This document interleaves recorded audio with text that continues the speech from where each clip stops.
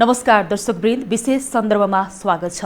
म शारदा थापा। यो टेलिभिजनको विशेष सन्दर्भमा हामी एउटा विषयवस्तुमा विशेष कुराकानी गर्ने गर्दछौँ र अहिलेको स्थितिको कुरा गर्ने हो भने कोरोना महामारी अर्थात् कोरोना कहरमा हामी सबै गुज्रिरहेका छौँ। नेपालमा लकडाउन लामो समय भयो, 3 महिना, र 3 महिनाको लकडाउन भइसकेपछि सबै मानिसहरू आतुर हुन थाले अब हाम्रो जीवन कसरी चल्छ भनेर, जसको कारणले गर्दाखेरि अलिकति विरोधकै स्वरूप पनि देखियो र सरकारले बाध्य भएर लकडाउन खोल्नको लागि बाध्य हुनुपर्ने स्थिति आयो र जसको रिजल्ट अहिले एभ्रिडे हामी देखिरहेका छौँ। अर्थात् जति बेला नेपालमा कोरोना शून्य जस्तै अवस्थामा थियो त्यति बेला बन्दाबन्दी अवस्थामा सबैजना घरभित्र बसिरहनु पर्ने स्थिति रह्यो। अर्थात् हामी त्यसरी अब बस्नुपर्छ भनेर रह्यौँ। तर जब नेपालमा कोरोना संक्रमण बढ्दैछ त्यति बेला भने चाहिँ अहिलेको यो जुन हामी देखिरहेका छौँ, सबैतिर भिडभाड, सबैतिर दूरी कायम गर्ने एउटा कुनै पनि खालको नियम भए पनि कसैले पालना नगरेको स्थिति देखिरहेको छ। अब यो समयमा नेपालमा कोरोना महामारीमा हामी कसरी सुरक्षित रहन सक्छौँ त? नेपालका अस्पतालहरूको अवस्था के रहेको छ? बिरामीहरूलाई कसरी व्यवस्थित गरेर राख्न सक्ने स्थिति अस्पतालहरूको छ भन्ने लगायतका विषयमा आजको विशेष सन्दर्भमा कुराकानी हुनेछ। र अहिलेको समयको कुरा गर्ने हो भने 21,000 क्रस भइसकेको छ।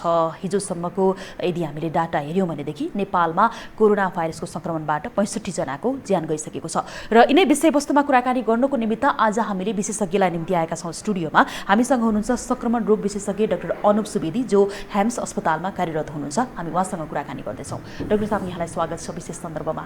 धन्यवाद। जस्तो अब कोरोनाको जुन हामीले कुरा गरिरहेका छौँ, संक्रमितको सङ्ख्या दिनदिन बढिरहेको छ भनेर हामी भनिरहेका छौँ र यहाँ विशेषज्ञ र डाक्टर भएको हिसाबले गर्दाखेरि अहिले नेपालको अस्पतालहरूसँग कति क्षमता छ कि बिरामीहरूलाई नियन्त्रण गर्नको निमित्त, रोगलाई नियन्त्रण गर्नको निमित्त र यो भाइरसलाई नियन्त्रण गर्नको निमित्त? हजुर, अब सरकारी आँकडा यतिवटा बेड, यतिवटा आइसियु बेड, यतिवटा भेन्टिलेटर भन्ने त मलाई साँच्चै याद छैन। काठमाडौँमा 400-500 वटा आइसियु बेड अनि सायद 300 जति भेन्टिलेटर होला भन्ने मेरो बुझाइ हो। तर यसबारे अब यकिन आँकडा चाहिँ जस्ट एभरेजमा यति नै हो, पाउन सकिन्छ कतै। अनि यो अस्पतालमा पुग्यो, साँच्चै महामारी धेरै फैलियो भने चाहिँ हाम्रो त्यो अहिले भएको संरचनाले, बेड सङ्ख्याले अथवा आइसियु क्यापासिटीले तान्दैन।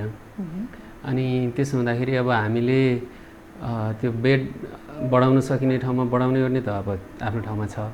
तर त्योभन्दा बढी महत्त्वपूर्ण चाहिँ हामीले समुदायबाट त्यो अस्पतालमा जानै नदिने, होइन, भाइरसबाट सङ्क्रमित मान्छेको सङ्ख्या कम गरेर अस्पतालमा चाप बढ्न नदिने खालको हाम्रो प्रयास हुनुपर्छ। यहाँहरूले अस्पतालमा चाप बढ्न नदिने खालको प्रयास रहिरहेको छ भन्दाखेरि निजी अस्पतालहरूमा बिरामीहरूको चापै छैन भन्ने समाचार आउँछ, यो सत्य हो?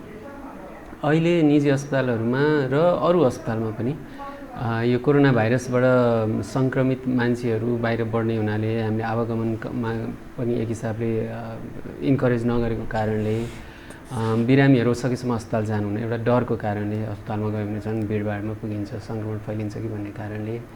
अनि अर्को चाहिँ अब कुनै हस्पिटलमा कोरोना भाइरसको बिरामी राखेर उपचार गरेछ भन्ने भयो भने त्यसको कारणले अर्को किसिमको डर हुने होला। हुन त अब जहाँ जहाँ राखेर उपचार गरेछ त्यहाँ पक्का पनि सङ्क्रमण नियन्त्रणका केही उपायहरू त गरेको होला। अब भनेपछि विभिन्न कारणले अहिले सबै अस्पतालमा बिरामीहरूको चाप घटेको छ मेरो बुझाइ। अब अस्पतालमा बिरामीको चाप घटेको, तर फेरि हामीले कोरोनाकै तथ्याङ्क हेर्ने हो भनेदेखि दैनिक रूपमा कोरोना सङ्क्रमितको सङ्ख्या बढ्दो रहेको छ। यो किन अस्पतालमा घट्ने, फेरि यता सङ्ख्या बढ्ने, कसरी यो चाहिँ भइरहेछ? त्यसो त अब यस्तो छ, अहिले नै हामीले जुन अस्पतालमा चाप बढेको कोरोना भाइरसको बिरामीहरू भने त उहाँहरू कोभिड हस्पिटल, सरकारले तोकिदिएको कोरोना भाइरसको उपचार गर्न सक्ने अस्पतालहरू भनेर त्यहाँ मात्रै बढेको देखिएको हो। अब ती ठाउँहरूमा बेड भरिएर अब अलि गाह्रो भएको भन्ने समाचारहरू आइरहेछ। अब त्यसको अर्को एउटा पाटो के छ भने सबैलाई अस्पताल राख्नुपर्ने अवस्था छैन। उहाँहरू जो धेरै जति भर्ना हुनुभएको छ उहाँहरूलाई खासै लक्षण छैन। अनि त्यसो हुँदाखेरि उहाँहरूलाई अस्पतालमा नराखिकन पनि घरमै अथवा अर्को कुनै आइसोलेसन सेन्टरमा पनि आइसोलेसनमा राख्न सकिने खालको बिरामीहरू हुनुहुन्छ। त्यसो हुँदा त्यहाँ पनि अब कम्तीमा काठमाडौँ उपत्यकाको कुरा गर्दा अस्पतालमा चाप भएर बिरामीलाई बेड नपुग्ने अवस्था चाहिँ अहिले भइसकेको होइन। अब अरू हस्पिटलमा त अब कोरोना भाइरसको बिरामीहरू राख्ने गरेको छैन, होइन। त्यो कारणले चाहिँ हाम्रो अरू हस्पिटलमा त अहिले खाली नै छ। जस्तो कोभिड अस्पतालमा आइसियु बेडहरू भरियो भन्ने समाचार पनि आएको छ होइन, यसरी यो आइसियुमा बिरामीहरूको सङ्ख्या बढिरह्यो, आइसियुमै बस्ने बिरामीहरूको भन्नेदेखि चाहिँ निजी अस्पतालहरूले त्यस्तो खालको सेवा सुविधा के व्यवस्थापन गरेको छ? अब म सबै निजी अस्पतालको बारेमा बोल्न सक्दिनँ। म जुन हस्पिटलमा काम गर्छु त्यहाँ चाहिँ हामीले चाहिँ के भनेको थियो भने सुरुदेखि नै कोही पनि बिरामी कोरोना भाइरसको बिरामी भर्ना हुन आउनुभयो भने के गर्ने, हामीले आफैले उपचार गर्ने कि हामीले चाहिँ अरू अस्पताल सरकारले तोकेको अस्पतालमा पठाइदिने भन्दाखेरि चाहिँ अब हाम्रो जवाफ चाहिँ के थियो भने हामी डाक्टरहरूले सल्लाह गर्दा चाहिँ मेरो आफ्नो बुवालाई अथवा आफ्नो आफन्तलाई लानु पऱ्यो भने म यही अस्पताल ल्याउँछु भनेपछि अरू आम सर्वसाधारणलाई चाहिँ हामीले रोक्न कसरी मिल्छ भन्ने हाम्रो प्रश्न थियो होइन। अनि त्यो कारणले चाहिँ हामीले त्यसो हुँदा जो आए पनि भर्ना गर्ने भनेर हामीले भर्ना गऱ्यौँ, उपचार गऱ्यौँ। विशेष त कस्तो हुन्थ्यो भने सुरुमा बिरामी कोरोना भाइरसै भएर आउनुहुन्न, उहाँ त ज्वरो लागेर खोकी लागेर आउनुहुन्छ। अनि अस्पतालमा उपचार गर्दै जाँदा 6-7 दिनपछि चाहिँ उहाँको रिपोर्ट पोजिटिभ आउँछ होइन। अनि किनभने हाम्रो रिपोर्ट आउन ढिलो हुन्छ, स्वाब त पहिल्यै लिएर पठाएको हुन्छ सुरुमै होइन। अनि त्यो दिनजेलमा बिरामी अब एक तहसम्मको निको पनि भइसकेको हुनसक्छ अथवा बिरामीलाई त्यो एक किसिमको त्यहाँ चिनजान सबै भइसकेपछि पोजिटिभ आएपछि हामीले बिरामीलाई सोध्छौँ अब तपाईँको पोजिटिभ आयो, यो महँगो निजी अस्पताल हो, तपाईँ सरकारी अस्पतालमा जानुहुन्छ कि सरकारले त्यो ठाउँमा जहाँ निःशुल्क पनि हुन्छ भन्दाखेरि चाहिँ उहाँहरूले अब जो बस्न चाहनुभयो उहाँहरूलाई त्यहीँ राखेर उपचार गर्छौँ हामीले। अब त्यो चाहिँ केही समय अगाडिसम्मको कुरा हो। तर यो बिचमा चाहिँ अब म हस्पिटलको म्यानेजमेन्टको तर्फबाट मैले बोल्न मिल्दैन, म म्यानेजमेन्टमा छैन। तर मैले बुझेको चाहिँ के भने मन्त्रालयबाट धेरै थरीका मिक्स्ड मेसेजहरू गएको छन् होइन, स्वास्थ्य मन्त्रालयबाट तपाईँहरूले किन भर्ना गर्नुभयो। अब ओपनली नै बाहिर वक्तव्यहरू त मन्त्रालयका उच्च पदस्थ अधिकारीहरूबाट आएकै छ, तपाईँहरू चाहिँ आफ्नो जिम्मामा त्यहाँ बिरामी तपाईँले कोरोना भाइरसको उपचार गर्नुभयो भने चाहिँ र उहाँबाट सङ्क्रमण फैल्यो भने तपाईँहरू जिम्मेवार हुनुहुन्छ, किन उपचार गरे भन्ने खालका त्यस्ता कुराहरू आएका छन्। निजी अस्पताललाई मन्त्रालयकै तर्फबाट किन भर्ना गर्नुभयो भन्ने खालको प्रश्न आएको छ। अनि अब त्यसो भएपछि अब अहिले चाहिँ निजी अस्पतालहरू चाहिँ एक हिसाबले अलिक कन्फ्युजनको अवस्थामा छन्। अब कति अस्पतालले त भर्ना गर्न नचाहेको पनि हुनसक्छ, कति चाहिँ अब एक हिसाबले यस्तो मिक्स्ड मेसेज आउने अलिकति दुष्प्रचार हुने र साँच्चै अब निजी अस्पताललाई जुन किसिमले चाहिँ उनीहरूले उपचार गर्न पाउनुपर्छ बिरामीलाई त्यो अनावश्यक बाहिरी दबाब र त्यो आएपछि अलिकति गाह्रो भयो। विभिन्न ठाउँबाट बाहिरी दबाब आएपछि उनीहरूले अलिकति मन्त्रालयले किन त्यसो भनेको होला? किन त्यसो भनेको होला त अब उहाँहरूलाई सोध्नु पऱ्यो। अब तर उहाँहरूले स्वीकृति दिएर बिरामी भर्ना गर्न ल्याउने अनि बिरामी आइसकेपछि फेरि अरू मन्त्रालयकै अर्को पक्षले तिमीहरूले किन भर्ना गर्यो भन्ने त्यस्तो कुराहरू चाहिँ धेरै आएको छ। मन्त्रालयबाटै स्वीकृति दिएर भर्ना गरिएको बिरामीलाई फेरि मन्त्रालयकै अर्को पक्षले किन गर्यो भनेर पनि प्रश्न आएको छ।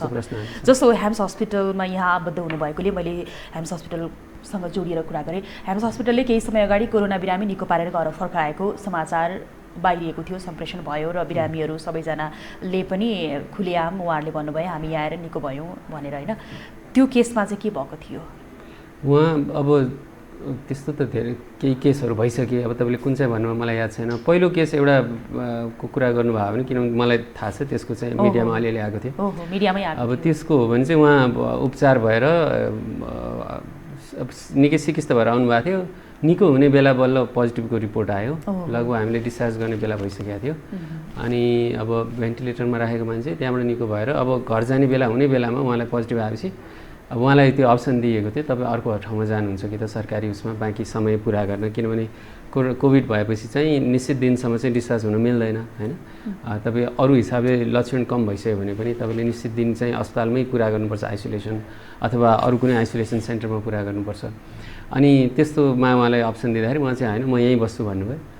अनि त्यही बसेको बेला नै यस्तो खालको मिक्स्ड मेसेज आएको भन्ने त्यही बेलादेखि सुरु भएको हो। जस्तो अब यहाँले बुझेअनुसार ह्याम्समा मात्रै यसरी मिक्स मेसेज आएको थियो कि अरू अस्पतालमा पनि आएको यहाँले बुझ्नु भएको छ? अरू चाहिँ मलाई थाहा छैन, अरू आफ्नै अस्पतालको मात्रै मैले भन्न सक्छु। अब यो त गभर्मेन्टबाट के भइरहेको छ भन्ने कुराको बारेमा कति धेरै न्युजहरू सम्प्रेषण भइरहेछ, कति धेरै मिक्स मेसेज आइरहेछ, यो मिडियामा पनि बाहिरिएको कुराहरू होइन। अब हामीले चाहिँ यहाँ विशेष गरी संक्रमण रोग विशेषज्ञ भएको हिसाबले कुरा गर्नुपर्दाखेरि अहिले हाम्रो यो कम्युनिटीमा डे बाई डे भाइरस किन फैलिरहेछ? अब पहिला चेकअप नभएर हो कि अहिले धेरै चेकअप भएर हो कि के हो? त्यो पनि एउटा पाटो हो होइन। तपाईँले जति भाइरस देखिरहनु भएको छ त्यो चाहिँ तपाईँले परीक्षण गरेको सङ्ख्याको निश्चित अनुपातमा देखिरहनु भएको छ कि अलि अस्ति सङ्ख्या कम थियो अनि परीक्षण गरेको सङ्ख्या कम थियो, त्यसमा पोजिटिभ हुने सङ्ख्या पनि दिनदिनै कम देखिरहेको थियो। अहिले परीक्षण हुने सङ्ख्या बढी छ अनि पोजिटिभ हुने सङ्ख्या पनि बढी देखिरहेछ। त्यो एउटा पाटो त हो, तर अब भाइरसको चाहिँ अब एउटा आफ्नै डाइनामिक्स हुन्छ, आफ्नै गति हुन्छ महामारीको, फैलिँदै नै जान्छ। यो त यसलाई हामीले केही गरेनौँ भने यो आफै फैलिँदै जान्छ, यो रोकिँदैन। त्यो हिसाबले चाहिँ समुदायमा झन्झन बढी फैलिँदै गएको जस्तो देखिन्छ। त्यो देखिँदाखेरि चाहिँ अब अलि मान्छेहरू अस्पताल जाने, यो परीक्षण खोज्दै जाने र रिसेन्टली चाहिँ यो प्राइभेट ल्याबमा पनि आफै गर्न मिल्ने, आफ्नै रुचिले पनि गएर आफ्नै इच्छा अनुसार गएर पैसा तिरेर परीक्षण गर्न पाइने हुनाले मान्छेहरू अलि बढी गरिरहनु भएको छ। त्यो कारणले पनि बढी देखिएको होला। निश्चित ठाउँमा अब यो चाहिँ काठमाडौँमा भयो, अब वीरगञ्ज विराटनगरतिर चाहिँ समुदायमा अलि धेरै नै पेनिट्रेट गरे जस्तो देखिन्छ। त्यसो हुँदा अब एक हिसाबले महामारीको त्यो अलि एक्सिलरेटिङ फेजमा अलि बढ्दो निकै द्रुत गतिमा महामारी बढ्ने चरणमा प्रवेश गर्न लागेको जस्तो देखिन्छ त्यहाँ चाहिँ। त्यो कारणले पनि सङ्ख्या बढेको भनेपछि अहिलेको यो फेजको हामीले कुरा गर्ने हो भनेदेखि चेकअप बढी भएको कारणले गर्दाखेरि चाहिँ त्यो अनुपातमा सङ्ख्या बढेको भनेर त्यो एउटा कारण त्यो भयो। अर्को कारण भनेको चाहिँ जस्तो सङ्क्रमण फैलनुमा त धेरै कारण रहेको छ भनेर अहिले अब धेरै कुराहरू आइरहेको छ, जस्तो डिस्टेन्सको कुरा भयो, त्यसै गरी मास्कको कुरा भयो, भिडभाडको कुरा भयो, यी आदि कारणहरू पनि रहेको छ भनेर भन्ने गरिन्छ। यो कुराहरूमा चाहिँ कुन चाहिँ बढी चाहिँ कारण हो भनेर चाहिँ अब कसरी भन्ने? यो भन्न गाह्रो छ। अब हामीलाई के थाहा छ भने तपाईँ एकदम नजिक बसेर कुरा गरिरहनुपर्छ। जस्तो हामी नै झन् यो नाप्ने पनि 6 फिटभन्दा अलि छोटै होला, 6 फिटभन्दा कम हो कि जस्तो लाग्छ होइन। अब भन्न खोजेको त्यो भने अनि हामी यसरी आम्ने सामने बसेर बोल्दाखेरि यदि मलाई सङ्क्रमण छ भने तपाईँलाई सर्न सक्छ एउटा हावाबाट होइन।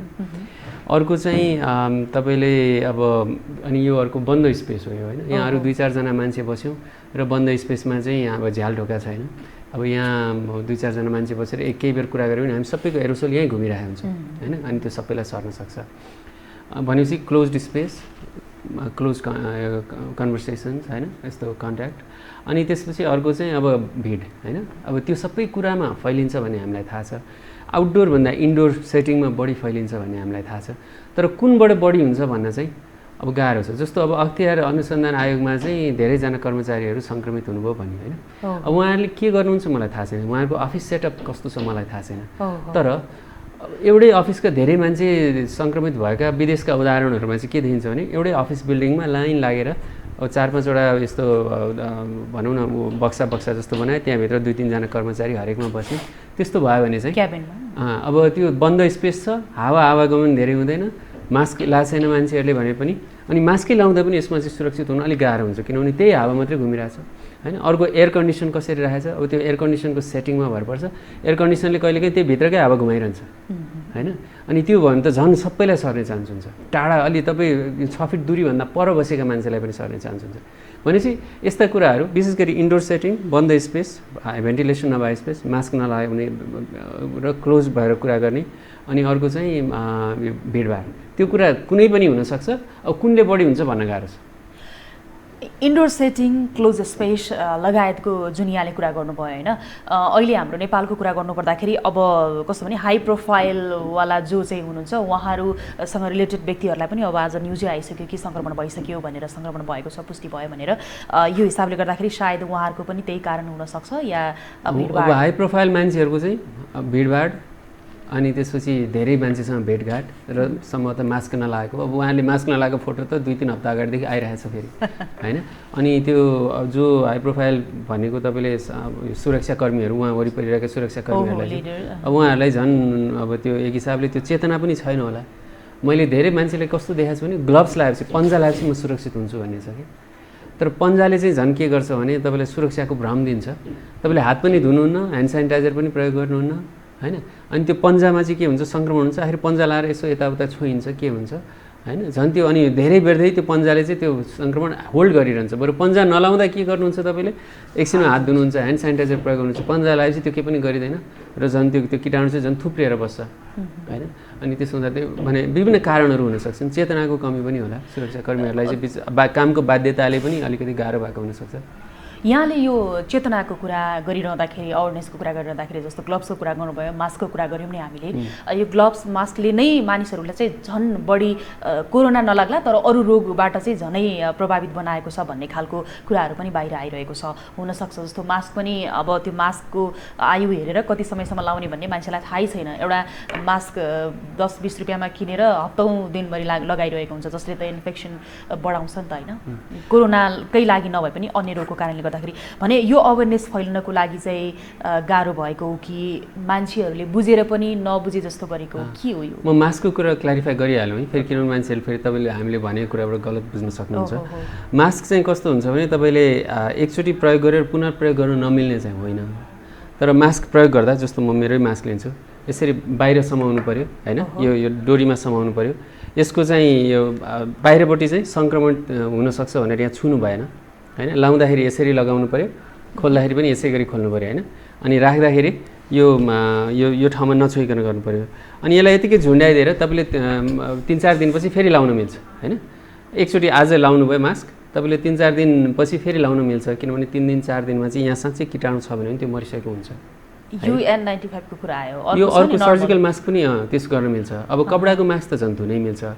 कपडाको मास्क पनि पुरै काम नलाग्ने होइन, कपडाको मास्क चाहिँ अलि 2 लेयरको कपडाको मास्क छ भने चाहिँ त्यो चाहिँ लगभग सर्जिकल मास्क जति नै इफिसियन्ट हुनसक्छ। त्यो कपडा र अर्को फलाटिन भन्छौँ नि हामी होइन, फ्ल्यानेल भन्छन् अङ्ग्रेजीमा, कपडा र फलाटिन अथवा कटन र फलाटिन अथवा कटन र सिफनको ऊ चाहिँ मास्क चाहिँ आफैले घरमा सिलाए पनि हुन्छ। त्यस्तो बनायो भने त्यसले चाहिँ लगभग N95 कै जति त्यसको इफिसियन्सी छ। अनि त्यसलाई अलिकति टाइट फिटिङ कसरी बनाउने त्यस्तो कुराहरू विचार गरेर बनाउने हो भने त्यो काम लाग्छ। मुख्य कुरा चाहिँ त्यसलाई पुनः प्रयोग गर्न मिल्छ। त्यसको पुनः प्रयोग गर्दा एउटा त त्यो आज पनि भोलि पनि पर्सि पनि त्यही प्रयोग गर्दा त्यो कीटाणु त्यही बर्सिरहेको हुन्छ, त्यो मर्न भ्याएको हुन्न भनौँ न एक हिसाबले होइन। अनि हामीले भोलि प्रयोग गर्दा केही गरी छोयो भने सर्न सक्छ। अर्को कुरा चाहिँ त्यो मास्कमा बाहिरपट्टि छुनु भएन। अब तपाईँले भन्नुभएको चेतनाको प्रश्नमा चाहिँ अब हामीले चेतना दिन नसके पनि हो, हाम्रो नेपालमा विज्ञान साक्षरता एकदम कम छ। अनि एकदमै अलिकति हाम्रै यो भाइरसै त्यति कमजोर के अरे यसले केही हुँदैन भन्ने अलि त्यस्ता मिक्स्ड मेसेज पनि गएको छन्। यो धेरै फैलिँदैन, धेरै मान्छे सिकिस्त हुँदैनन्, यसको मृत्युदर कम छ होइन, यस्तो कुराहरू भनेर थुप्रो विज्ञहरूले र सरकारकै मान्छेहरूले सबैले यसरी बोल्नु भएको छ। त्यसले गर्दा पनि अलि मान्छेहरू चाहिँ अलि एक हिसाबले ढुक्क भएको जस्तो पनि फिल हुन्छ। अनि अर्को कुरा चाहिँ यसरी मास्कबाट जोगिन सकिन्छ, हामीले साँच्चै आफू प्रोटेक्सनमा बस्यो भने जोगिन सक्छौँ भन्ने पनि मान्छेलाई थाहा नभएको क्या। जस्तो अब कति अस्पतालमा अहिले कति चिकित्साकर्मीहरू सङ्क्रमित भइरहेको देखिन्छ, तर अब जस्तो टेकु अस्पताल सुरुदेखि उपचार गर्ने ठाउँ हो नि, त्यहाँ कोही पनि चिकित्साकर्मी अहिलेसम्म सङ्क्रमित भएको मैले थाहा पाएको छैन, कम्ती पत्रिकामा आएको छैन होइन। भनेपछि निश्चित प्रिकसन लियो भने त जोगिन सकिने रहेछ नि। अब म अर्को एउटा उदाहरण दिइहाल्छु। अमेरिकामा चाहिँ एउटा यो सलुनमा 2 जना मान्छेहरू चाहिँ कपाल काट्ने होइन, उनीहरू दुवैजना सङ्क्रमित रहेछन्। उनीहरूले 139 जना मान्छेको कपाल काटेछन्। उनीहरूलाई तीमध्ये एकजनालाई चाहिँ खोकी लगाइरहेको थियो, अर्कोलाई खोकी लगाएको थिएन, तर उनीहरूको सङ्क्रमणशील अवस्थामा हुँदाखेरि 139 जनाको कपाल काटेछन्। तर उनीहरूले त्यो कपाल काट्दा के गरे, उनीहरूले आफूले मास्क लगाएको थिए, उनीहरूले फेस सिल्ड लगाएको थिए र कस्टमरहरूले मास्क लगाएको थिए। त्यो 139 जना कसैलाई पनि सङ्क्रमण भएन, बरु उनीहरूको घरको 4 जनालाई सङ्क्रमण भयो, किनभने घरभित्र मास्क लगाइँदैन। तर उनीहरूले त्यसरी सँगै बसेर कपाल काट्दा फेस एकदम क्लोज डिस्टेन्समा बसेर काट्दाखेरि कसैलाई सरेन होइन। मान्छेहरू त्यस्तै अर्को एउटा फ्लाइटमा चाहिँ चाइनाबाट यो क्वाङ्सोबाट चाहिँ टोरन्टोसम्म फ्लाइटमा 15 घन्टाको फ्लाइटमा सङ्क्रमित मान्छेसँग त्यहाँ वरिपरि 200 चान्चुन मान्छेहरू कसैलाई पनि सरेन, किनभने त्यो सङ्क्रमित मान्छेले मास्क लगाएको थिए र अरू मान्छेले मास्क लगाएको थिए। त्यसमा मास्कले जोगाउँछ, डिस्टेन्सले जोगाउँछ। यो चाहिँ सबैले हामीले बुझ्यौँ भने यो महामारी पनि हामीले नियन्त्रण गर्न सक्छौँ। त्यो बुझेनौँ भने चाहिँ एकदम यो अब गाह्रो छ बुझाउन। नेपालमा बुझेको भन्ने कि नबुझेको भन्ने त 5-6 महिना नै भइसक्यो यो कोरोना भाइरसको लागि भनेर चाहिँ अनेक किसिमका उपायहरू अपनाउनको लागि विभिन्न खालको चाहिँ एक्टिभिटीहरू भइरहेको हामी देख्छौँ होइन। तर कुनै पनि कुराले काम गरे जस्तो लाग्दैन, कुनै पनि गतिविधिले। हजुर, अब एउटा त मास्कै अभाव थियो कुनै समय, अहिले पनि मास्कको निश्चित पैसा लाग्छ। मलाई अब अर्को कुरा के पनि अब भन्न मन लाग्छ भने हामी टेलिभिजनमा गफ गरिरहेछौँ, तर नेपालमा थुप्रो मान्छेले टेलिभिजन हेर्ने अथवा पत्रिका पढ्ने अथवा रेडियो सुन्ने अथवा तपाईँको एफएम यो अनि फेसबुक ट्विटरहरू हेरेर सन्देश लिने त्यस्तो इन्टरनेट चलाउने मान्छेहरू थुप्रो मान्छे हुनुहुन्न जसमा उहाँहरूको त्यो एक्सेस छैन, पहुँच छैन अथवा फुर्सद छैन। अनि त्यस्तो मान्छेले पनि त खबर त पाउनुपर्छ। हामीले बाहिर हेर्दा मान्छेलाई मास्क नलागेको छौँ, तर त्यस्तो समूहमा पर्ने मान्छेहरू पनि कतिजना हुनु होला, उहाँहरूसँग हामी कसरी पुगिरहेका छौँ।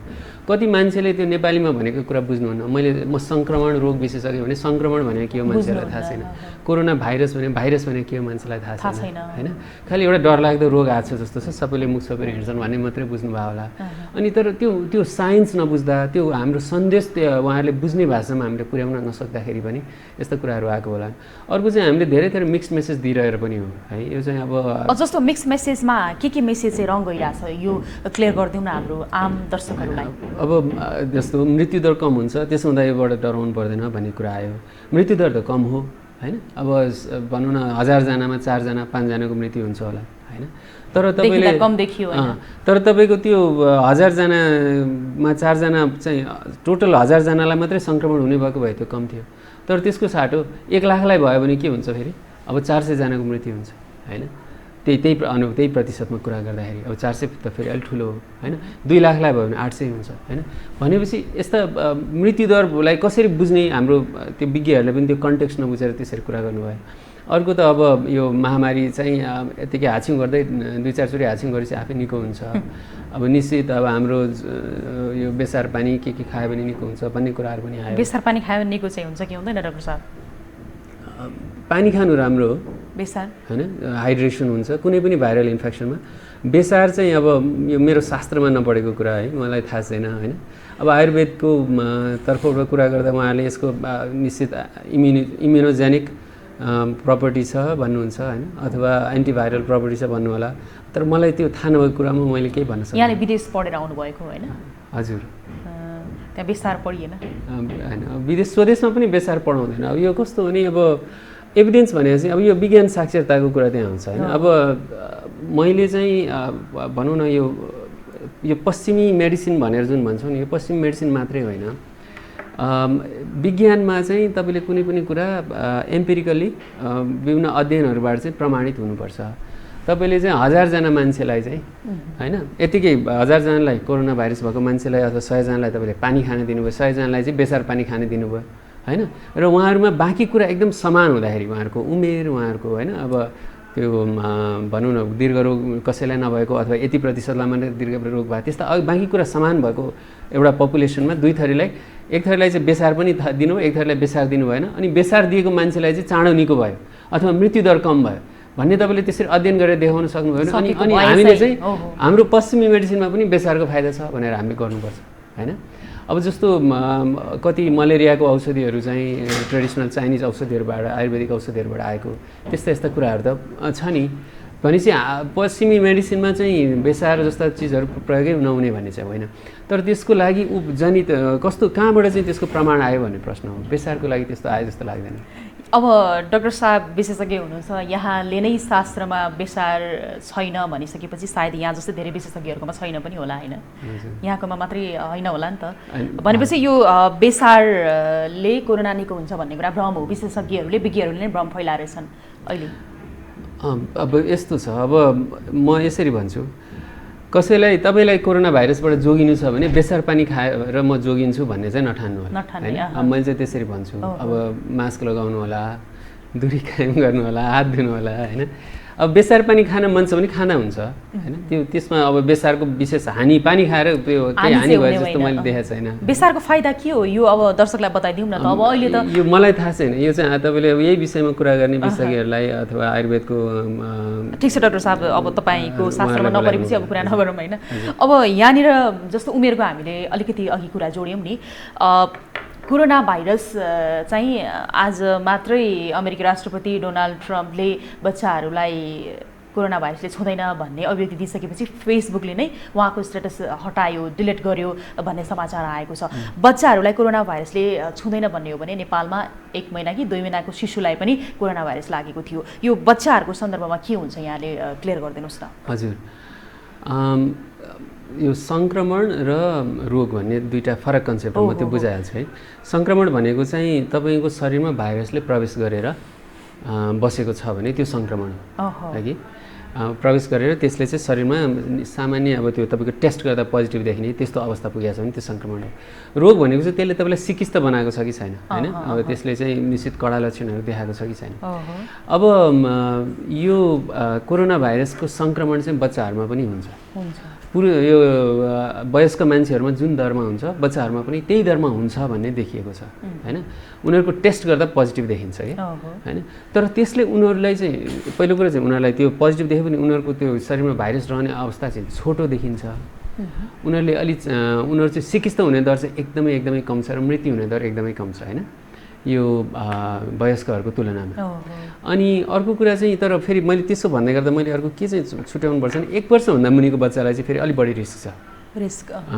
एक वर्षभन्दा बढीका मुनिका बच्चा चाहिँ अलि बढी जोखिममा छन्। 1 वर्ष माथिका अरू केटाकेटीहरू चाहिँ उनीहरूलाई अरू विशेष रोगसँग लड्ने क्षमता कमजोर गराउने अरू कन्डिसनहरू त्यस्तो छैन भने चाहिँ उनीहरू चाहिँ धेरै कम जोखिममा छन्। जस्तो हामी तर डोनाल्ड ट्रम्पले भने बच्चालाई हुँदैन, बच्चाहरू एकदम पुरै सुरक्षित छन् भन्नु चाहिँ गलत हो र त फेसबुकले नै डिलिट गरिदियो उहाँको त्यो जुन पोस्ट होइन यो समाचार आइसकेको छ। त्यो सन्दर्भमा पनि मैले यहाँसँग जोडिएर कुरा गरेँ। अब हामीले यो डिजिज र भाइरसको कुरा गऱ्यौँ नि, रोग र सङ्क्रमणको, अहिले नेपालमा अर्थात् विश्वभरि नै जुन कोरोनाको यो महामारी चलिरहेको छ, अब यसलाई हामीले अहिलेको यो सन्दर्भमा भाइरसकै कारणले मानिसहरूको मृत्यु भयो भन्ने कि रोगको कारणले अर्थात् डिजिजको कारणले मानिसहरूको मृत्यु भयो भनेर बुझ्ने होइन। अब जसको मृत्यु भएको छ अधिकांशको चाहिँ श्वास प्रश्वासमा जटिल समस्याहरू बढ्दै गएर मृत्यु भएको छ। अब त्यसमा चाहिँ तपाईँको चाहिँ कुनै अरू दीर्घ रोग छ होइन, तपाईँलाई चाहिँ मुटुको समस्या छ अथवा पहिले नै फोक्सोको त्यस्तो छ भने चाहिँ तपाईँलाई त्यो जटिल समस्या हुने सम्भावना बढी हुन्छ। तर हुन त फेरि त्यो क्यान्सर मात्रै हुँदा त मान्छेको फोक्सोमा निमोनिया जस्तो त देखिँदैन नि एक्सरेमा होइन। तर तपाईँलाई क्यान्सर भएको मान्छे फोक्सोमा निमोनिया जस्तो देखियो, एक्सरेमा देखियो होइन, टेस्ट गर्दा कोरोना भाइरस पोजिटिभ छ, लास्टमा मान्छेको मृत्यु भयो अक्सिजन कम भएर भने त अब त्यो त कोरोना भाइरसकै कारणले मृत्यु भएको भन्नु पऱ्यो नि। हो, क्यान्सर भएको कारणले उसलाई सिकिस्त हुन सजिलो भयो, जोखिम बढ्यो, तर सङ्क्रमणकै कारणले मृत्यु भएको त्यही रोग बढेर भन्ने खालको हामीले त्यसरी लिनुपर्छ। मान्छे रोगबाटै मृत्यु भयो। अब जस्तो कसैलाई डायबिटिज छ त्यसो हुँदा उहाँको चाहिँ यो कोरोना भाइरसको कारणले मृत्यु भएको होइन भन्ने मैले कहीँ त्यस्तो तर्कहरू सुनेको छु।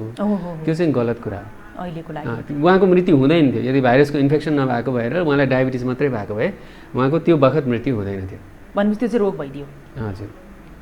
भनेपछि अब अहिले जति नेपालमा 65 जना भनेर अहिले डाटा आएको छ होइन, त्यो चाहिँ भाइरसबाट भन्दा पनि रोगबाट भनौँ मैले चाहिँ होइन, इन्फेक्सन भयो। इन्फेक्सन भने त सबैलाई भयो, जसको पोजिटिभ छ सबैको इन्फेक्सन, तर सबैजना सिकिस्त हुनुहुन्न होइन। अनि अब जसको 65 जनामा अब कसैको पनि के अरे सबैको कोरोना भाइरसकै कारणले मृत्यु भएको भन्नलाई चाहिँ मैले 65 जनाको केस त अध्ययन गरेको छैन, मसँग त्यो आँकडा छैन, त्यसमा मैले त्यसरी बोल्न चाहिँ मिल्दैन। तर अधिकांशको चाहिँ अब यतिकै सोच्दाखेरि पनि अब कोही मान्छे चाहिँ मैले कस्तो देखाएको छु भने जस्तो मृत्यु नहुनुपर्ने मान्छेहरू पत्रिकामा पढेको आधारमा थाहा पाएको है।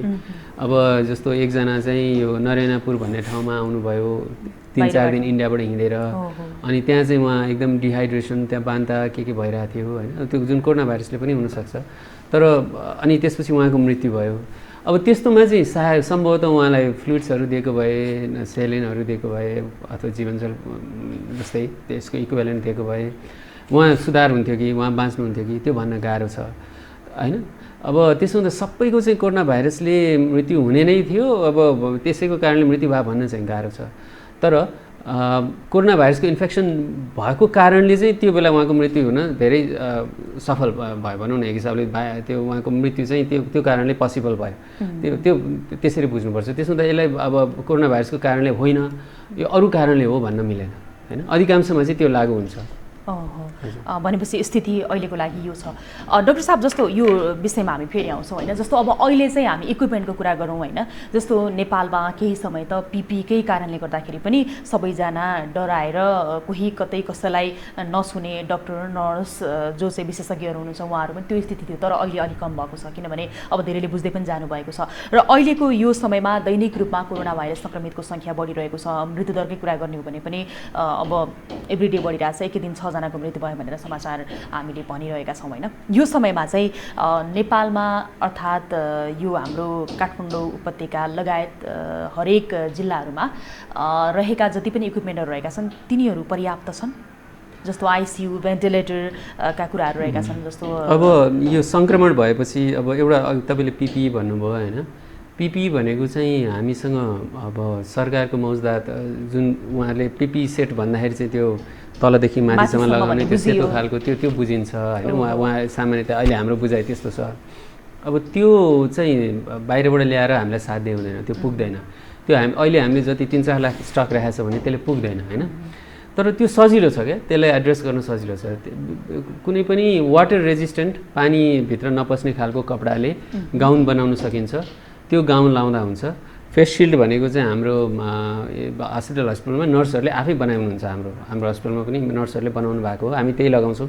त्यसैले पुछेर पुनः प्रयोग गर्न मिल्छ होइन, थोरै पैसामा बन्छ। त्यो गाउनहरू हस्पिटलहरूले सिलाउन दियो भने त्यसलाई रियुज गर्न मिल्छ, धोएर फेरि पुनः प्रयोग गर्न मिल्छ। त्यो लामो समयसम्म वर्षौँसम्म प्रयोग गर्न मिल्छ यदि त्यसमा च्यातिएको छैन, अरू कुनै त्यस्तो छिद्रहरू छैन भने। अनि अर्को चाहिँ अब मास्क एउटा चाहिँ अब यो त्यसैलाई फेरि धुने गर्न मिलेन। तर मास्क चाहिँ अहिले हामीलाई त्यस्तो धेरै अभाव भएको छैन। अब N95 वास्तवको राम्रो क्वालिटीको N95 हामीसँग कति छ नेपालमा मलाई थाहा छैन। तर अहिले हामीसँग जे छ त्यसैले पनि हामी धेरै हदसम्म सुरक्षित हुन सक्छौँ जस्तो लाग्छ। मुख्य कुरा यो पिपिईको लागि चाहिँ अस्पतालहरूले अलिकति पूर्व तयारी गर्नुपर्छ। सङ्ख्या बढ्दैछ, त्यसको लागि अहिलेदेखि गाउनहरू सिलाउने, लन्ड्रीको व्यवस्थापन कसरी गर्ने, बरु त्यो कुराहरू चाहिँ ध्यान दिनुपर्छ। अब अरू इक्विपमेन्टको कुरा गर्दा चाहिँ बिरामीको उपचार गर्दा मुख्य चाहिने अक्सिजन होइन। मान्छे चिकित्सा हुन थालेपछि दिनुपर्ने अक्सिजन। अब अक्सिजन चाहिँ तपाईँले सिलिन्डरहरू चाहिँ अब ठाउँ ठाउँमा केही समय केही राख्यो होला, तर सिलिन्डरले अक्सिजन दिँदा चाहिँ हामीलाई पुग्दैन। किनभने सिलिन्डर चाहिँ कस्तो हुन्छ भने त्यो एउटा सिलिन्डरको अक्सिजन केही घन्टापछि सकिन्छ। अनि त्यसो हुँदा अक्सिजन चाहिँ खास हुनुपर्ने चाहिँ के भने हामीसँग अलिक धेरै अक्सिजन प्लान्ट हुनुपर्ने हो। त्यसमा अक्सिजन प्लान्ट थोरै छन्। यो बिचमा इन्डियाले नाकाबन्दी गर्दाखेरि नेपालमा काठमाडौँमै पनि अक्सिजन नपुगेको भनेर ठुलो समस्या भएको थियो होइन। त्यो भएर अब जस्तो टिचिङ हस्पिटलमा अक्सिजन प्लान्ट बन्यो, अरू 1-2 ठाउँ बन्यो त्यसपछि, तर त्यो पनि पुग्दैन। अब साँच्चै हामीलाई विदेशको जस्तो तपाईँले महामारीको त्यो दर देख्नुभयो भने चाहिँ र हाम्रोमा त्यहाँ त्यस्तो हुन थाल्यो भने अक्सिजन हामीलाई पुग्दैन। अब त्यसका 2-3वटा विकल्प छ। एउटा त यो महामारी अझै पनि महिनौँ जाने भएको भएर हामी अक्सिजन प्लान्टै बनाउँछौँ भनेर पनि सक्छौँ। हरेक प्रदेशमा एउटा अक्सिजन प्लान्ट बनाऊ, थपौँ भन्न सकिन्छ। त्यो धेरै खर्चिलो कुरा पनि होइन त्यो है। त्यो बढी भए 2-3 करोडमा बन्छ एउटा अक्सिजन प्लान्ट। अनि त्यो एउटा गर्नुपर्ने प्रदेशहरूले अथवा अरू सरकारले, सङ्घीय सरकारले गरिदिनुपर्ने। अनि अक्सिजन प्लान्ट बनाउन केही समय लाग्न सक्छ। अब विशेष गरी अहिले लकडाउन, बाहिरबाट सामान ल्याउन गाह्रो, त्यस्तो कुराहरू। अब यो बिचमा चाहिँ लिक्विड अक्सिजन पनि मगाउन सकिन्छ। लिक्विड अक्सिजन चाहिँ एउटा ट्याङ्करको लिक्विड अक्सिजन ल्यायो भने चाहिँ त्यसले अब भनौँ न 14-15 हजार सिलिन्डर चाहिँ भर्न मिल्ने त्यस्तो खालको छ। मलाई ठ्याक्क नम्बर थाहा छैन। भनेपछि त्यो लिक्विड अक्सिजन ल्याएर राख्न सकिन्छ।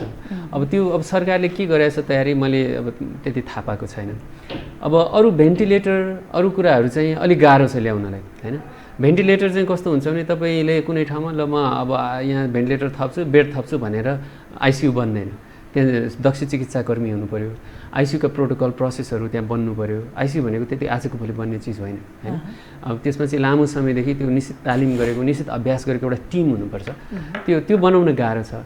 त्यसो हुँदा हामीले अहिले गर्न सक्ने इमिडिएटली क्यापासिटी बढाउन सक्ने भने चाहिँ एउटा अक्सिजनको क्यापासिटी बढाउन सक्छौँ। अर्को चाहिँ हामीले के गर्न सक्छौँ भने यो विशेष गरी यो लक्षण नभएको, चिकित्सा नभएका मान्छेहरू तर टेस्ट पोजिटिभ आएको मान्छेहरूलाई अस्पताल लगेर राख्ने भन्दा उहाँहरूलाई चाहिँ व्यवस्थित आइसोलेसन बनाउने हस्पिटल बाहिर, ताकि अस्पतालमा चाहिँ अलि चिकित्सा भएपछि उहाँहरूलाई निगरानी गर्ने, सबै कुराहरू अक्सिजन स्याचुरेसनहरू हेर्ने, त्यहाँ स्वास्थ्य कर्मीले नै राउन्ड लिने। तर उहाँहरूलाई त्यो अरू हिसाबले ठिक छ भने त्यहीँ बस्ने, त्यहीँ आइसोलेसन कुरा गरेर उहाँहरू घर जानुहुन्छ होइन। उहाँहरूलाई अलिक गाह्रो भयो, अक्सिजन चाहिने अवस्था भयो होइन, अथवा अरू कुनै किसिमको जटिलता आयो भने अनि अस्पताल लगेर उपचार गर्ने। भनेपछि त्यो व्यवस्थित आइसोलेसन चाहिँ फेसिलिटीहरू चाहिँ हामीले बनाउनुपर्छ, त्यो चाहिँ बढाउनुपर्छ। त्यसै गरी व्यवस्थित क्वारेन्टिन पनि बढाउनुपर्छ होइन। मान्छेहरू बाहिरबाट आउँदाखेरि बस्ने ठाउँहरू चाहिँ यहाँ अहिले कम छ होइन। अब त्यस्ता कुराहरू चाहिँ अहिले जस्तो अहिले अब प्रदेश 2मा जसरी सङ्क्रमण फैलिएको छ, मृत्युदर पनि सबभन्दा बढी प्रदेश 2मा देखिएको छ होइन। यही दरमा चाहिँ यो प्रदेश नम्बर 3 अहिले हामी जहाँ छौँ त्यहाँ देखियो भने प्रदेश नम्बर 3मा रहेका जति पनि हस्पिटल, जति पनि यो कोभिड अस्पताल भनेर खडा गरिएको छ, तिनीहरू पर्याप्त छ यहाँलाई के लाग्छ? होइन, हामीले सङ्क्रमणलाई फैलिरहन दियौँ, दियौँ, त्यही त दियौँ। भने सङ्क्रमणलाई चाहिँ हामीले पटक्कै नियन्त्रण गर्न सकेनौँ होइन। अथवा अहिले अलिअलि स्लो डाउन गरेछ नि अहिले लकडाउनले यो विभिन्न कुराहरूले, तर फैलिन बढ्दै जान पायो भने त लास्टमा त हामीले यसलाई धान्न सक्दैनौँ। हामीसँग भएको कुनै पनि क्यापासिटीले धान्न सक्दैन। हामीभन्दा 10औं गुणा बढी क्यापासिटी भएका अरू देशहरूमा पनि सङ्क्रमण धेरै फैलिएर उनीहरूको क्यापासिटीले धान्न नसकेर होइन गरेछ। अब कति देशमा त उनीहरूले आजको रातारात फिल्ड हस्पिटलहरू बनाउने, 1000 बेड बनाउने, रङ्गशालामा गएर 1000वटा बेड थपिदिने, त्यसो गर्न सक्छन्। हाम्रो त्यो क्षमता पनि छैन होइन। अनि त्यसो हुँदा हामीले चाहिँ त्यसमा केन्द्रित हुने होइन कि हामीले चाहिँ यो समुदायमा अहिले पनि हामीले सङ्क्रमण अस्पताल पुग्ने सङ्ख्या चाहिँ कम गर्न सक्छौँ क्या, त्यसमा हामी बढी केन्द्रित हुनुपर्छ। अब छ नि डाक्टर साहब, जस्तो आइसियू र भेन्टिलेटरको कुरा छ नि, अब कतिको गुणस्तरीय आइसियू कतिको गुणस्तरीय भेन्टिलेटर छ भनेर पनि यहाँनिर क्वेसन मार्क आएको छ। के छ अहिले हाम्रो यो हस्पिटलहरूमा? अब यसमा पनि अब साँच्चै यो सघन उपचारमै काम गर्ने डाक्टर साहबहरूसँग बढी आइडिया हुन्छ मलाई भन्दा। मैले अब हचुवाको भरमा बोल्नु हुँदैन। अब खालि अब मेरो गेस चाहिँ के छ भने अब नेपालमा कस्तो छ भने धेरै अस्पतालहरूमा चाहिँ आइसियू भनेर जुन आइसियू बेड भन्छौँ त्यहाँ चाहिँ आइसियू छैन क्या। अलिकति अब जस्तो विदेशतिर चाहिँ के भन्छन् भने प्रोग्रेसिभ केयर अथवा स्टेप डाउन युनिट भन्छन्। आइसियूबाट एकदम सिकिस्त बिरामी चाहिँ अलिकति कम सिकिस्त हुँदाखेरि अलि सुधार भएपछि उनीहरूलाई लगेर राख्ने ठाउँ हुन्छ कि।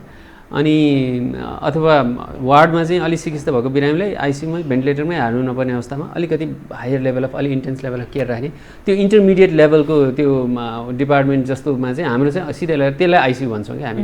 धेरै ठाउँमा चाहिँ त्यस्तो बेडहरू छ।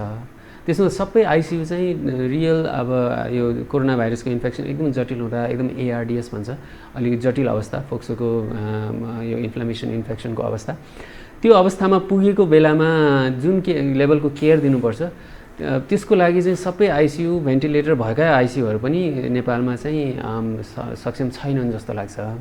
अब कति प्रतिशतमा चाहिँ पुरा क्षमता छ, कतिमा छैन चाहिँ मलाई थाहा छैन। ठिक छ, नेपालको अस्पतालहरूमा आइसियू भनेर केलाई भनिरहेको छ त? होइन, आइसियू भनेर हाम्रो अब जस्तो तपाईँले धेरैवटा यो विशेष गरी अलिक समुदायमा रहेका सानातिना प्राइभेट हस्पिटलहरू देख्नुहुन्छ सबैमा आइसियू बेड छ क्या। बेड छ तर सक्षम त्यस्तो ठाउँमा चाहिँ छैन। अब किनभने पहिलो कुरो त फुल टाइम त्यो क्रिटिकल केयरको अथवा एनेस्थेटिस्ट त्यहाँ छैन होइन, त्यहाँ मेडिकल अफिसर बसिरहेको हुन्छ। जस्तो प्राइभेट अब एनेस्थेटिस्टहरू त 4-5 ठाउँमा राउन्ड गरिरहनु भएको हुन्छ, त्यहाँ मेडिकल अफिसर अथवा अरूले धानिरहेको हुन्छ होइन। अब त्यसरी यसो एकछिन आएर हेरेर गएर डाक्टरले आएर हेरिदिने, अरू बेला चाहिँ अलिकति भर्खर MBBS पास गरेको डाक्टरले मात्रै हेरेर चलाउने त्यस्ता आइसियूहरू धेरैवटा छन् होइन। भनेपछि अब त्यो त निजी अस्पतालमा यस्तो छ धेरै। अब त्यो त निजीमा नि छ, सरकारीमा चाहिँ अब आइसियू भनेर त्यसरी खोल्दैनन् र छैन होइन। अनि त्यो दुवैतिर छ, निजीमा पनि निजीमा धेरै निजी अस्पतालमा त्यस्तो छ। भनेपछि अब नेपालको आइसियू र भेन्टिलेटरले खासै केही काम गर्दैन? म त्यसरी ब्ल्याङ्केट स्टेटमेन्ट भन्न मलाई मन लाग्दैन। त्यसो भनेर केही पनि काम लाग्दैन होइन नि त। तर साँच्चै क्रिटिकल केयरकै डक्टरले हेरेका, राम्रो व्यवस्थापन भएको, राम्रो प्रोटोकलहरू फलो गरिएका आइसियूहरू पनि छन् नि होइन। खालि अब मैले के भन्न खोजेँ भने हामीले 300वटा चाहिँ हामीसँग आइसियू बेड छ भन्यो भने त्यो 300 नै चाहिँ त्यो क्वालिटीको छैन होला भन्ने मात्रै। तपाईँले प्रश्न सोध्दा भएर मैले जवाफ दिएको। ठिक छ, जस्तो आइसियू र भेन्टिलेटरकै एउटा मापदण्ड होला नि त, त्यसको हुनुपर्ने गुणस्तरीय हुनुपर्ने मापदण्ड चाहिँ के छ, के हुने हो? त्यो पक्का पनि अब त्यो चाहिँ त्यसको तथ्याङ्क हाम्रो स्वास्थ्य मन्त्रालयलाई सोध्नुपर्छ होइन। अब यो कस्तो हुन्छ भने मलाई थाहा छैन, मापदण्ड चाहिँ के हुन् मलाई थाहा छ। मापदण्डको कुरा गर्दा त त्यहाँ अब कस्तो लेभलको चाहिँ अब इन्फेक्सन प्रिभेन्सनको प्र्याक्टिसेस छ, त्यहाँ चाहिँ कति दक्ष जनशक्ति छ, कुन ट्रेनिङ भएका नर्सेसहरू छन्, कुन किसिमको ट्रेनिङ भएका डाक्टरहरूले काम गर्छन्, कति घन्टा सर्भिसेस दिन्छन् होइन, सपोर्टिङ डक्टरहरू अरू कन्सल्टेन्टहरू त्यहाँ के छ होइन। अनि उनीहरूको अब भनौँ न यही विभिन्न औषधिहरू विभिन्न उपचारहरू तुरुन्तै दिन सक्ने क्षमता छ कि छैन, निश्चित प्रोसिजरहरू तुरुन्तै गर्न सक्ने क्षमता छ कि छैन, मोनिटरिङको कस्तो व्यवस्था छ, त्यो क्रिटिकल अब मान्छे सिकिस्त हुँदै जाँदा हुनुपर्ने क्रिटिकल मोनिटरिङ, त्यस्ता मापदण्डहरू हुन्छन् होइन। अनि त्यो मापदण्ड चाहिँ अब कतिको पुरा भएको छ त्यो चाहिँ अब मलाई थाहा छैन। मापदण्ड पुरा भएका चाहिँ कम छन् होइन, त्यही भएर त सबैमा छैन भन्न सबैमा छैन। ठिक छ डाक्टर साहब, अब हामीले आज यो विशेष गरी चाहिँ कोरोना सङ्क्रमणको जोखिम बढेको हुनाले गर्दाखेरि यहाँसँग त्यही विषयमा सबैभन्दा बढी छलफल गरिरहेका छौँ, जसले गर्दाखेरि चाहिँ हाम्रो आम दर्शकहरूलाई केही कुराहरूको बारेमा जानकारी होस् भन्ने हाम्रो उद्देश्य पनि हो यो कार्यक्रमको। अब यही बिचमा जस्तो हामीले यो सङ्क्रमणको कुरा गरिरहेका छौँ होइन, अघि हामीले लेभलको कुरा गरिरहेका थियौँ, हाई लेभल, लो लेभल होइन, विभिन्न खालको क्याटेगोरीमा रहेको समूहहरूले नेपालमा रहेर आफ्नो जीवन गुजारिरहनु भएको छ नि त।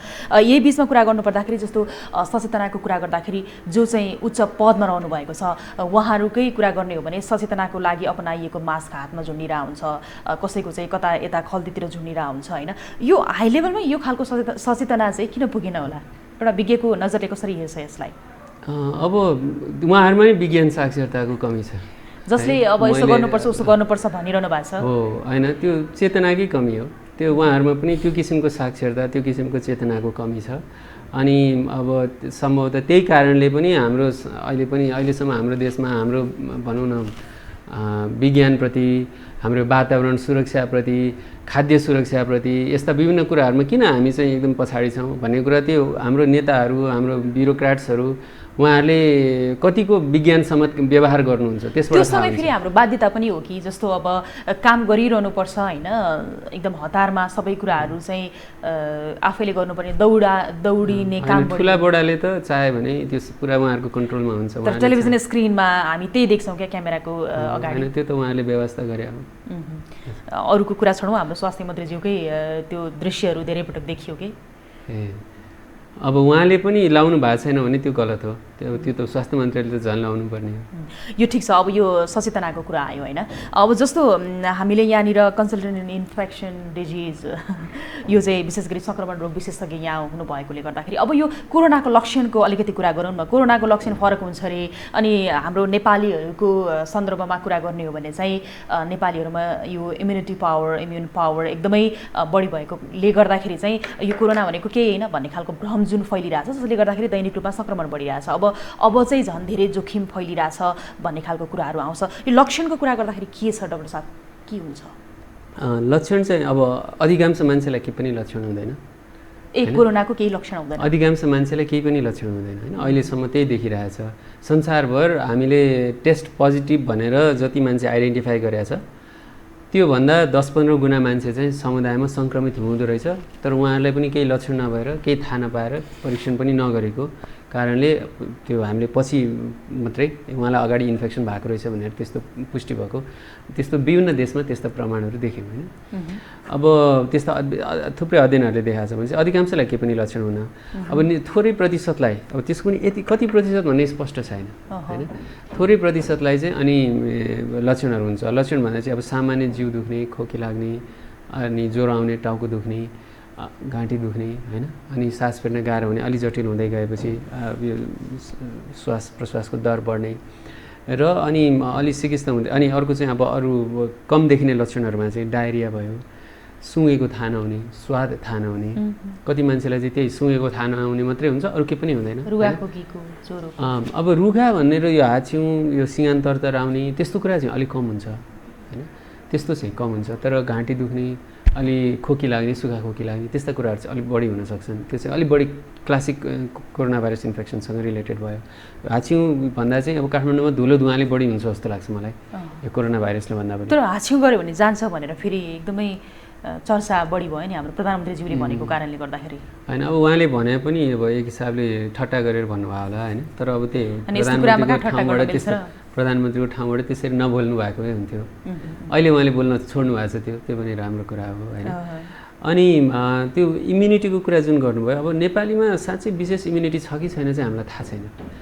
अब हामीलाई के थाहा छ भने जस्तो अमेरिकामा, इटलीमा, यो पश्चिमका देशहरूमा र चीनको वुहानमा जुन किसिमको मृत्युदर देखियो, जुन किसिमको सङ्क्रमण दर देखियो, अब त्यो हिसाबले त्योसँग तुलना गर्दा भारतमा पनि सङ्क्रमण दर भनेको सबै टेस्ट पोजिटिभ हुने मान्छेको सङ्ख्या चाहिँ टन्नै देखियो, प्रशस्त देखियो, समुदायमा धेरै ठुलो प्रतिशतमा चाहिँ सङ्क्रमण भएको देखियो होइन। तर त्यो अनुसारमा मृत्युदर चाहिँ कम देखियो विदेशको तुलनामा होइन। अनि अब त्यो कारणले चाहिँ अब त्यो चाहिँ यो दक्षिण एसियामा बस्ने मान्छेहरूको साँच्चै अलिकति यो भाइरसप्रति अथवा यो भाइरससँग सम्बन्धित अर्को कुनै भाइरससँग पहिला नै हाम्रो एक्सपोजर भइसक्यो भएर इम्युनिटी थियो कि हैन। कुन भाइरससँग कोरोना भाइरस पहिला कोरोना भाइरसका पनि विभिन्न प्रजातिहरू छन्। केही प्रजातिहरू त पहिल्यै रुगाखोकीका भाइरसको रूपमा हामीले चिनिराखेका हौँ।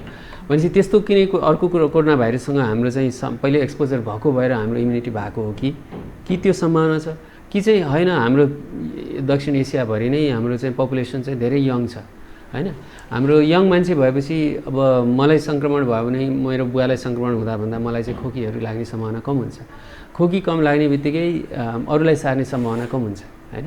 त्यस्ता विभिन्न कारणले चाहिँ हाम्रोमा चाहिँ त्यो सङ्क्रमण दर कम भए पनि मान्छेहरू सिकिस्त हुने चान्स चाहिँ त्यो कारणले यो सङ्क्रमण यो अलि तरुण जनसङ्ख्या भएको कारणले अलिकति यो दीर्घ रोगको भार कम भएको जनसङ्ख्या भएको कारणले चाहिँ हाम्रोमा मान्छेहरूको मृत्यु कम भएको हो कि भन्ने जस्तो यो जिज्ञासा सबैको लागि हुनसक्छ। जस्तो हाम्रो छिमेकी मुलुक भारतमा यति धेरै सङ्क्रमितहरूको सङ्ख्या बढेको छ कि दैनिक 50,000 को दरले पनि बढेको छ अहिले होइन, मृत्युदर पनि उत्तिकै बढेको छ। त्यसको तुलनामा नेपालमा हेर्ने हो भनेदेखि अत्यन्तै न्यून छ, हुँदै नभए राम्रो तर पनि त्यसको तुलनामा एकदमै न्यून छ। त्यो हिसाबले कुरा गर्दाखेरि नेपालीहरूमा के कारणले चाहिँ कम भइरहेछ भनेर पनि मान्छेहरूमा जिज्ञासा रहेछ क्या। त्यो भएर पनि मैले यो प्रश्न यहाँसँग गरेको।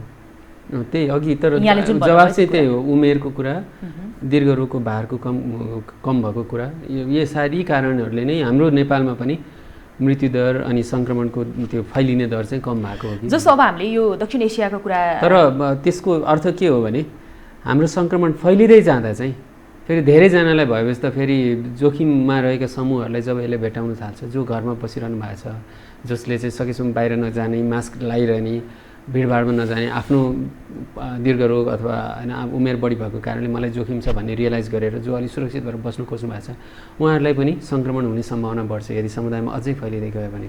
अनि त्यो बेला चाहिँ अनि अर्को कुरा के हुन्छ, नेपाल अनि भारत जस्तो देशहरूमा चाहिँ हाम्रो स्वास्थ्य संरचनाको क्षमता चाहिँ कम छ। फेरि अस्पतालमा बेडहरू कम छन्, आइसियु क्षमता कम छ, दक्ष त्यो सघन उपचारका दक्ष चिकित्सकहरू स्वास्थ्यकर्मीहरू कम छन्। त्यो कारणले चाहिँ फेरि अनि यदि चाप बढ्यो भने चाहिँ एक्कासी मृत्युदर बढ्न सक्छ क्या। त्यसो हुँदा हामीले चाहिँ गर्नुपर्ने कुराहरू टन्नै छन्, गर्न सक्ने कुराहरू पनि टन्नै छन्, हामी त्यतातिर केन्द्रित हुनुपर्छ अहिलेको लागि होइन। जस्तो काठमाडौँमा के कारणले सङ्क्रमण बढेको हो? काठमाडौँमा मात्रै होइन, सबैतिर नि। अब काठमाडौँमा भन्दा त अझै विराटनगर वीरगन्जतिर बढी देखियो होइन। अब काठमाडौँमा चाहिँ के कारणले सङ्क्रमण बढेको भन्दा काठमाडौँ चाहिँ जनघनत्व बढी भएको ठाउँ हो। बाहिरबाट पनि थुप्रो मान्छेहरू आउनु भएको छ, धेरै त्यो मिसमास हुने, त्यसो हुँदा धेरैतिरको यो भाइरसको बर्डन चाहिँ धेरै आउने, सम्भवतः बाहिरबाट आउने विदेशबाट आउने पर्यटकहरू पनि पहिले आएर बसेको, त्यसमध्ये पनि केही मान्छेलाई सङ्क्रमित थियो होला, भित्रभित्र अलिअलि फैलिरहेको थियो होला। यी विभिन्न कारणले चाहिँ काठमाडौँमा सङ्क्रमण बढ्यो। मुख्य चाहिँ जनघनत्व, भिड, अनि त्यसो हुँदा र धेरैतिरबाट मान्छेहरूको आवागमन भएको कारणले त्यो भाइरस निम्तिने, भित्र छिर्ने सम्भावना बढी भएको कारणले। डाक्टर साहब, अब यो सङ्क्रमण बढिरहेको अवस्थामा गर्न के सकिन्छ? हामी कसरी सुरक्षित रहन सक्छौँ कोरोना भाइरसबाट? अघि अब व्यक्तिले के गर्न सक्छ, अघि मैले त्यहाँ धेरै कुरा गरेँ होइन। अब समुदायले के गर्न सक्छ भन्दा अस्पतालहरूलाई सुरक्षित राख्नु पऱ्यो है। अस्पतालमा चाहिँ इन्फेक्सन प्रिभेन्सनका विशेष प्रबन्धहरू गर्नु पऱ्यो। जस्तो हाम्रो अस्पतालमा हामीले के गरिरहेछौँ भने हरेक बिरामी हेरेपछि चाहिँ त्यो टेबल सेबल सबै पुछ्ने गर्छौँ हामी। बिरामीले मास्क नलाइकन अस्पताल छिर्न पाउँदैन। चिकित्साकर्मी, स्वास्थ्यकर्मी अस्पतालभित्र हर बखत मास्क लाउनै पर्छ। हरेक बिरामीलाई हेर्दा चाहिँ मास्क लाउने, फेस सिल्ड लाउने र छुएर जाँच्ने गर्नुपर्छ भने गाउन पनि लगाउने होइन। अनि हरेकचोटि हात धुने, अब त्यो सब छँदैछ।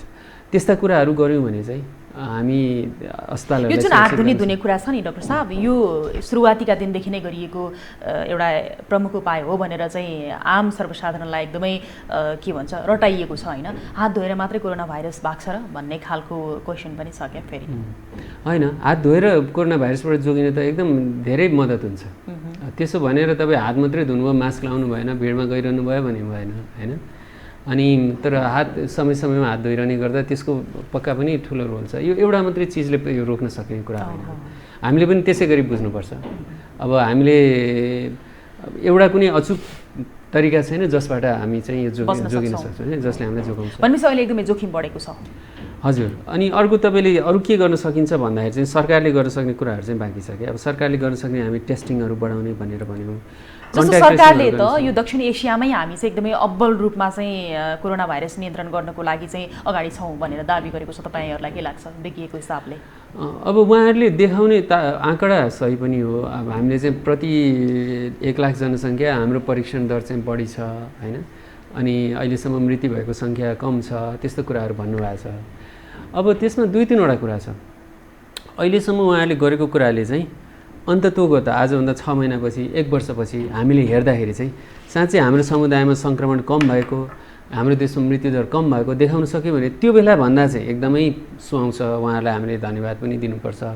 अहिले चाहिँ अलि हतार भयो त्यो भन्न, त्यो कुरा गर्न, किनभने हामी चाहिँ त्यसै पनि लकी भए हुनसक्छ। हाम्रोमा चाहिँ अब अलि हामीले धेरै पहिलादेखि नै लकडाउन गऱ्यौँ होइन, एक हिसाबले आवागमनहरू कम भयो।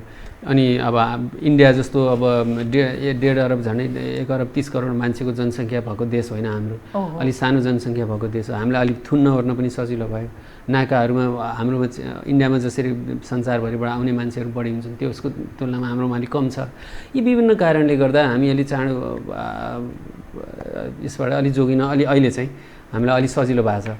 तर त्यसको अर्थ यो होइन कि अब 6 महिनापछि पनि हाम्रो त्यही अवस्था हुन्छ भन्ने छैन नि। त्यसमा अरू 6 महिना 1 वर्षपछि सरकारले त्यो अब एक हिसाबले त्यो गर्व गर्ने कुरा रहिरह्यो भने त्यो बेला गर्न पक्का मिल्छ। अहिले चाहिँ अलि हतार भएको छ। अहिले चाहिँ सरकार सुकिरहेछ। अनि अर्को चाहिँ यो परीक्षणको कुरा, हामीले परीक्षण धेरै गऱ्यौँ भनेको छौँ। हो, परीक्षण धेरै गरे देखिएको छ, तर हाम्रो चाहिँ परीक्षण चाहिँ कस्तो छ भने त्यो अहिलेसम्म चाहिँ सही पपुलेसनमा परीक्षण भएको छैन कि, भएको थिएन भनौँ न। कस्तो भने मान्छेहरू थुप्रो लक्षण भएका मान्छेहरू चाहिँ परीक्षण गर्नै नपाउने अवस्था थियो। हामी चाहिँ कस्तोलाई परीक्षण गरिरहेको थियौँ, यो क्वारेन्टिनमा बसेका विदेशबाट आएका मान्छेहरूलाई मात्रै बढी परीक्षण गरिरहेको थियौँ। तिनीहरूलाई परीक्षण गर्नुपर्छ, गर्न नहुने होइन, गर्नुपर्छ। तर हाम्रै समुदायमा कति बर्डन छ चाहिँ हामीलाई थाहा छैन क्या। त्यो किनभने अहिलेसम्म चाहिँ थुप्रो यो तपाईँलाई खोकी लाग्यो, ज्वरो आयो, जाँच्न जानुभयो भने त्यो 6000 तिर्नुपर्ने, अथवा तपाईँ टेस्ट क्राइटेरिया मिट गर्दैन भनेर परीक्षण गर्न नपाउने, त्यस्ता अवस्थाहरू थिए। त्यो चाहिँ अहिले अलिकति एड्रेस भएको छ। अब त्यो बिस्तारै अब हामीलाई अलिक बढी आइडिया हुन्छ त्यो। अनि परीक्षण चाहिँ अनि बल्ल हाम्रो चाहिँ पपुलेसनले पाउनुपर्ने, जुन पपुलेसनलाई चाहिँ बढी हामीले टेस्ट फोकस गर्नुपर्ने त्यो पपुलेसनमा हाम्रो टेस्ट पुगेकै छैन अहिलेसम्म, राम्रोसँग पुगेको छैन। अब यो 1 हप्ता अगाडि टेस्ट क्राइटेरिया चेन्ज भएको छ, अब बिस्तारै पुग्छ होला भन्ने मेरो अपेक्षा। सबैजना बस्नको लागि यहाँले एउटा विशेष टिप्स दिएर अब हामी बिदा हुन्छौँ। हजुर, अब आम जनसमुदायसँग कुरा गर्दा त सकेसम्म भिडमा नजाने, दूरी कायम गर्ने, मास्क लगाउने, अनि बन्द स्पेसमा नबस्ने, त्यस्तै कुराहरू नै हो। डाक्टर साहब, यहाँलाई धेरै धेरै धन्यवाद। यति धेरै कुराहरू हाम्रो आम दर्शकको लागि चाहिँ भयो, विशेष गरी यो कोरोना भाइरसको जोखिम बढिरहेको बेलामा समय दिनुभयो, यहाँलाई धन्यवाद। धन्यवाद। दर्शकवृन्द, हामी यति बेलासम्म विशेष सन्दर्भमा कुराकानी गरिरहेका थियौँ डाक्टर अनुप सुवेदीसँग, जो संक्रमण रोग विशेषज्ञ हुनुहुन्थ्यो, कन्सल्टेन्ट इन्फेक्सन डिजिज हाइम्स हस्पिटलमा उहाँ चाहिँ कार्यरत हुनुहुन्छ। र उहाँसँग आज हामीले विशेष गरी कोरोना संक्रमणको जोखिम बढिरहेको बेलामा स्थिति कस्तो छ, के गर्न सकिन्छ, के भयो भने के हुन्छ भन्ने विषयमा समग्र रूपमा कुराकानी गऱ्यौँ। पक्कै पनि एकदमै प्रभावकारी सबैको लागि हुन्छ यो कार्यक्रम। र यससँगै अब आजको लागि भने कार्यक्रम विशेष सन्दर्भबाट शारदा थापा बिदा हुन्छु। यो टेलिभिजन हेर्दै गर्नुहोला। नमस्कार।